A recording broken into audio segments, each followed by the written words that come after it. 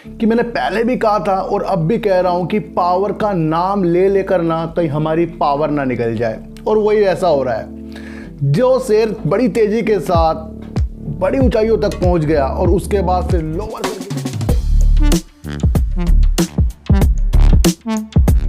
नमस्कार, मैं स्वागत करता हूं आपका अपने इस चैनल में जिसका नाम है डीप सर्च 6। और आज बात करेंगे सर आईटी कंपनियों की, और बात करेंगे सर ओरिएंट ग्रीन पावर की, यानी कि ग्रीन पावर की।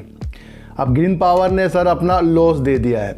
इन सबकी बात करने से पहले आपको एक चीज़ बता दूं सर, कि मैंने पहले भी कहा था और अब भी कह रहा हूं कि पावर का नाम ले लेकर ना कहीं हमारी पावर ना निकल जाए, और वही ऐसा हो रहा है। जो शेयर बड़ी तेज़ी के साथ बड़ी ऊंचाइयों तक पहुंच गया और उसके बाद फिर लोअर सर्किट का जो इसके अंदर दौर एक चला है, और फिर हमारे दिमाग में जो बैठ गया है कि आने वाला ज़माना सर रिन्यूएबल एनर्जी का है, ग्रीन एनर्जी का है, उस पर ये वर्क कर रहा है, उसका एक शेयर है ये, तो तभी जाकर हमारी एक संभावना इसे बाय करने की जो बैठ जाती है उसे हमें बदलना पड़ेगा। मैंने आपको पहले भी कहा है और बार बार कहूँगा कि जितने भी पेनी स्टॉक होते हैं उसके अंदर अपना नज़रिया सर 100 शेयर से लेकर 1000 शेयर तक का होना चाहिए, क्योंकि संभावना पलटते हुए छोटे शेयरों में पता नहीं लगता है सर। आपको बता दूं कि सर जहां इसने पहले 80 करोड़ रुपए करीब का जो पहले इन्होंने एक सेल की थी, अब उसे घटाकर इन्होंने सर 40 करोड़ की कर दी है, यानी कि जो इनका सेल हुई है वो बिल्कुल आधी हो गई है। इसके बारे में भी आपको एक पता रहना चाहिए कि जिस भी कंपनी की सेल आधी होती जाती है तो इसका मतलब उसे ऑर्डर मिलना और उसके काम में कोई ना कोई प्रॉब्लम आना संभव हो जाती है, और वो भी इतनी ज़्यादा कि एकदम सेल आधी होना, ये अपने आप में एक चिंताजनक विषय बन जाता है। इसको आपको दोहराना पड़ेगा सर।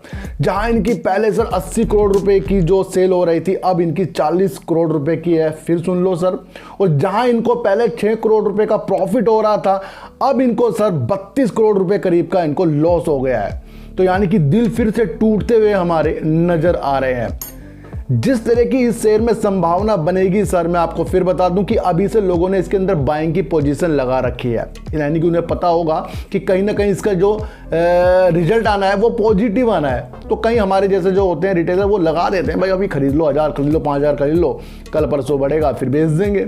तो उस चीज़ों में इसकी जो बाइंग की पोजीशन अभी लगी हुई है।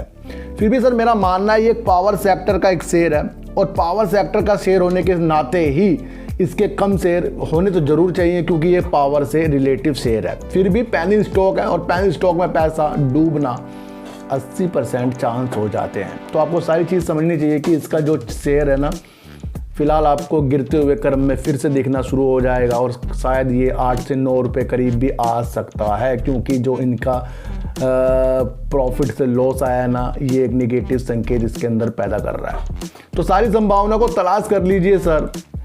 हर लोगों की वीडियो देखने से पहले उसके बारे में सोच लीजिए कि वो जो बता रहे हैं कि वो सही है या गलत है, क्योंकि इसके ही शेयरों के जो टारगेट 50-100 रुपये तक भी मैंने यूट्यूब में देखे हैं। तो इस तरह से आपको बिल्कुल भी नहीं खोना है। तो बात करते हैं सर आईटी कंपनी की सर, और आईटी कंपनी में एक जो निराशाजनक जो एक न्यूज़ निकल कर आ रही है वो आ रही है सर जेपी मॉर्गन की तरफ से। जेपी मॉर्गन की तरफ से सर आईटी सेक्टर के जितने भी शेयर हैं उसकी उन्होंने रेटिंग घटा दी है, यानी भारतीय जो आईटी सेक्टर है उसकी रेटिंग उन्होंने अंडरवेट कर दी है। इससे सर बड़े ही दुख का हमें सामना करना पड़ेगा। उन्होंने सर अबीटा मार्जिन और मुद्रास्फीति का एक कारण इन्होंने बताया, जिसकी वजह से आईटी सेक्टर में जो सुनहरे दिन थे ना वो चले गए हैं। तो कहीं ना कहीं जेपी मॉर्गन की जो एक ये रिपोर्ट निकल कर आ रही है, जिन्होंने सर टीसीएस, एचसीएल, टेक और एलएनटी की जो रेटिंग है न्यूटन से बिल्कुल उन्होंने अंडरवेट कर दी है, जो आपको एक बिल्कुल सोचना चाहिए कि आने वाले दिनों में इसके अंदर थोड़ी सी गिरावट के निशान आपको देखने को मिलेंगे। जितने भी ये बड़े बड़े रेटिंग वाले एजेंसी वाले होते हैं ना सर, ये अपना आप नहीं देते हैं, इनके बड़े विशेषज्ञ होते हैं,